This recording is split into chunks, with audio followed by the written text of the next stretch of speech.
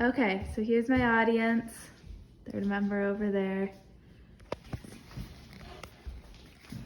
According to Imprint News and the Gale Health Encyclopedia of Children's Health, in 2020, there were over 400,000 foster children, but only 214,241 licensed foster homes. Foster care has been a cause close to my heart ever since we first began fostering in 2014. We fostered a little girl and eventually fostered and adopted her half-sister, fellow audience member. Foster care. My experiences with foster care have led to my desire to not only eventually foster my foster children as part of my own family, but also to become a social worker in the foster care system. This has led me to learn all that I can about foster care in order to help prepare for my future career. Foster care is a great way to follow God's command to care for the vulnerable of society. The fatherless are one category of people that God repeatedly commands his followers to care for, and one of the best ways to do so is by supporting foster families. Today we will talk about the need for foster families, why there are so few foster families, and how we as Christians can and should support them. According to the U.S. Joint Economic Committee, many people consider foster care at some point throughout their lives, but only 8% of these people actually complete their licensing. The same report indicates that 1/2 to 2/3 of foster families terminate their license within only 1 year of beginning to foster. Why are so many people so hesitant to foster, and especially for long periods of time? The number one reason given by foster families for terminating their license was a lack of support.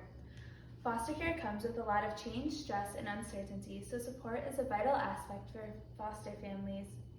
Children enter the system with nothing but their belongings and emotional distress from being uprooted, and foster parents are required to provide for not only their physical, but also their mental and emotional needs. This can be draining and lead to burnout. However, there is a solution. According to the Joint Economic Committee, foster parents recruited through religious organizations fostered for an average of 2.6 years longer than your typical foster family. This is because the church functions as a natural support network. Acts 4 describes the giving nature of the early church. Verses 34 through 35 say, "There is not a needy person among them, for as many as are owners of land or houses sold them and brought the proceeds of what was sold and laid it at the apostles' feet, and it was distributed to each as any had need." We are called as Christians to use our resources for two groups in particular: our brothers and sisters in Christ and those in society who are most vulnerable. Supporting foster families allows us to, especially those in our church, allows us to accomplish both of these at the same time. Increased church support can lead to longer licensing, as well as more people choosing to complete their licensing. This will lead to more foster homes and ease the burden on available homes. So what can we do to support foster families? What does God call us to do?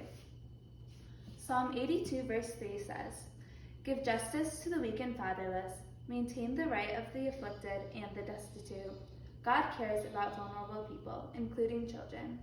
And while not everyone can foster, especially at this point in our lives as college students, we can choose to support foster families. There are many simple ways to do this. You can provide meals for foster families who have just received the placement. While most parents receive meals when they have their own biological children, not many foster families receive the same. If cooking isn't one of your skill sets, you could also offer to babysit. While some foster agencies may require a background check in order to do so, this is a simple, easy process that I have completed many times. Babysitting is a great way to support foster families because it allows the foster parents to run errands, take another child to an appointment, or have a well-earned night out. You could also bring a gift basket for a new placement.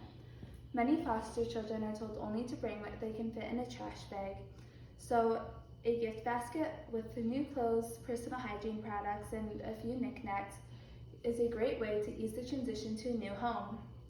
Of course, the best way to support foster families is merely by offering them your friendship.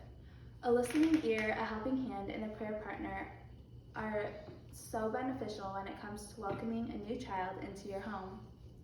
Today we have discussed the need for foster families, why there are so few, and how and why Christians can support them.